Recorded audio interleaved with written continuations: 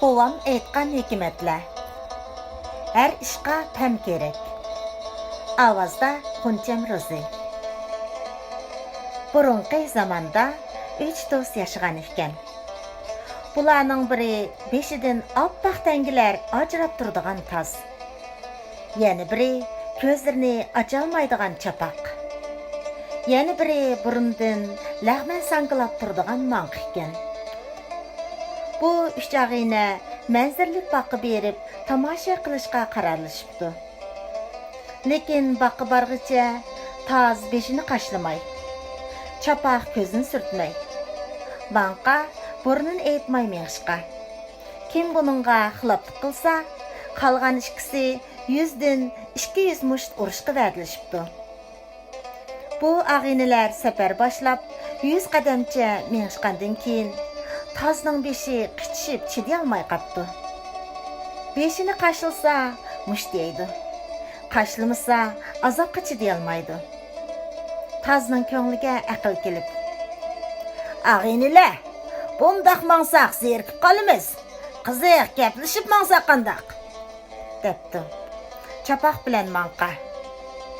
"Qani, avval o'zing gap boshla" debdi. Taz gap boshlab, "Mening dadamning talpiki qaltisnoch edi. Bugun bunda qirlab kiysa, atsi unda qirlab kiyatdi" deb o'zining talpikini qirlagan bo'lib, beshini qashlayapti. Chapaq bilan manqa tazning bu hiylagarligiga hasatlanibdi. Urayli desa, uni gap boshla deb o'zlari buyurgan. Urmayli desa, dadasini doğragan bo'lib beshini qashlab oldi. Birdan manqadan keyin ko'zini ocholmay qolgan chapaq. "Mening dadam usta palvon edi.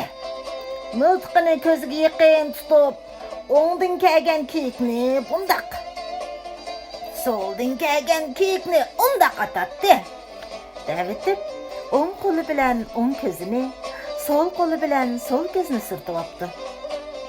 Burni eg'rilishib, tinolmay ketayotgan manqa ikkisining o'rtasida ketayotgan ekan, u bir aql tepib, "Sening muras" deb o'ng qo'li bilan so'l tarafdagi chapaqni, "Sening muras" deb so'l qo'li bilan o'ng tarafdagi tazni ishorat qilgan bo'lib, burnini surtib, juftin yengillashibdi. Bu üç ağayna bir-birimizdan ustkanmiz deb kulishibdi va texmo yaqin bo'lib yashapti.